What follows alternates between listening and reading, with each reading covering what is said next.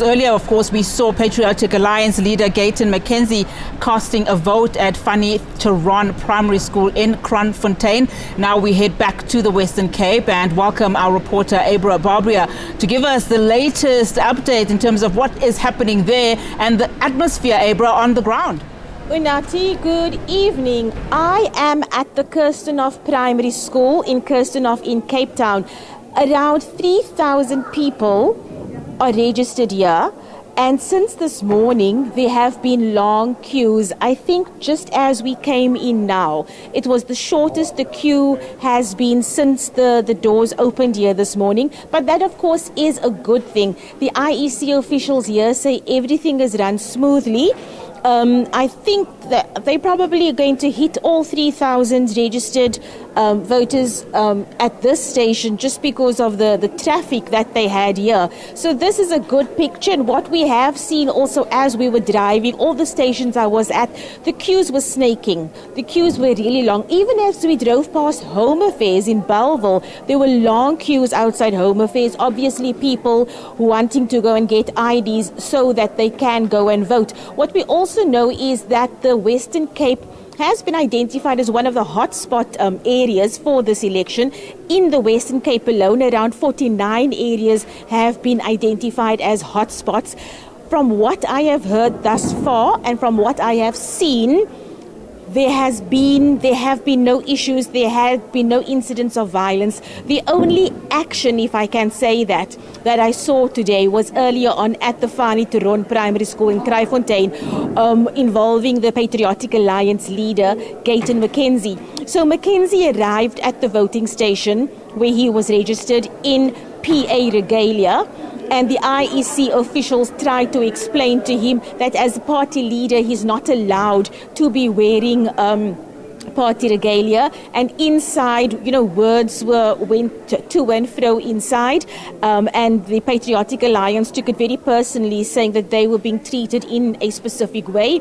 Later on, the DA came, and it looked like the DA member who was there and Gayton Mckenzie have a very cordial relationship. It looks like they've got like a history with each other. It was very cordial, and the DA member told Mr. Mckenzie, basically expressed concern that he was there wearing party regalia. He took offense to that because he said, why is that any concern of hers?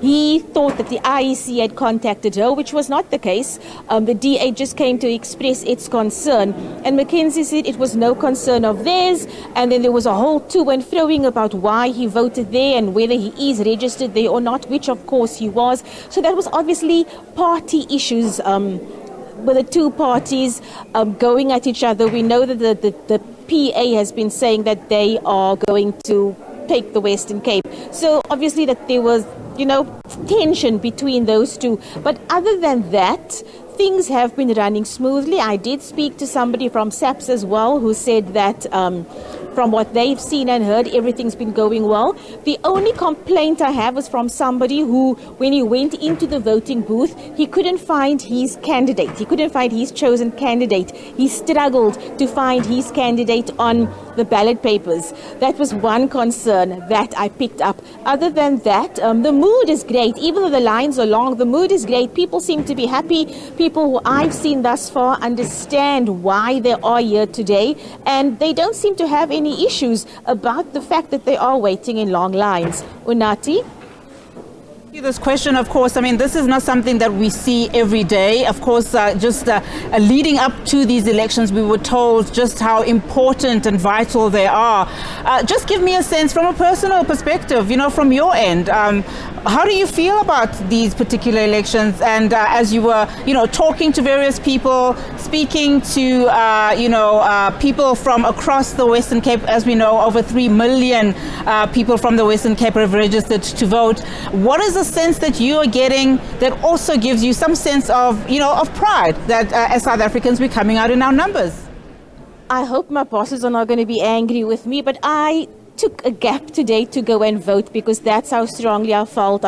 in other elections, if I don't get a chance to vote, I will say it's fine, I have to work. But this election, because I didn't apply for the special vote, I missed the deadline. So obviously today was my only opportunity. And I told my colleague, my video journalist colleague, listen, if we have a chance, please, I need to go and vote.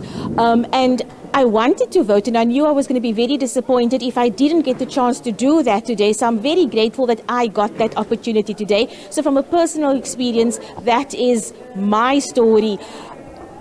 From what I am picking up on the ground, this has become personal. This election has become personal to voters. Everybody I've spoken to have been saying, please, it is important. That is the sense I'm getting from everybody on the ground, people understanding. And I mean, just the fact that I am seeing so many queues. Normally what happens is you have a rush of people in the morning to get their voting done so that they have the day free. And then there's a lull. And then later in the evening, you see people rushing again, obviously to get there before the voting stations close. And I thought I was going to see that today again. And driving around from area to area, I didn't see any lull. This was where I was at, the voting stations I saw. I never saw queues slowing down. Like I just said earlier on, the IEC official here, the presiding officer here, told me that this queue that they have here, it's the shortest it's been. Oh no, it wasn't the presiding officer, it was one of the SABC officers who told me this queue here is the shortest it's been since this morning. And the queue's not short here right now, but it's the shortest it's been all day. So that should give you an indication of how personally people have been taking things. And you know, when we were on our way to Gayton Mckenzie, for instance, all of us, all the journalists on the ground, you know, we have deadlines, so we have to make it to certain spots because of our deadlines and our crossings to you guys as well. And on our way to Gayton, I still thought we could take some time to stop at a few other voting stations just because of the long queues I was seeing. But we weren't able to do that because of time, the time factor. But like I keep saying, when people say they've been waiting long, I feel that's a very, very good thing.